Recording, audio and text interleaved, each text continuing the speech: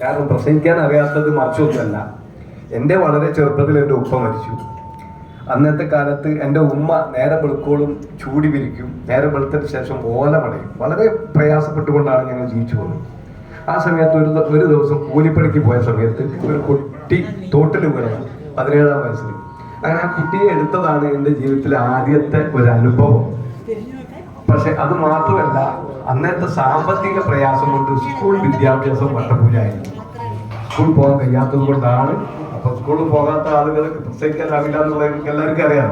എന്നിരുന്നാലും ഞാൻ ഇവിടെ വന്ന സമയത്ത് കരുണാകരനുള്ള ആളുകളുടെ ഈ മഹത്വം അതൊരു വലിയ ഒരു അത്ഭുതം തന്നെയാണ്.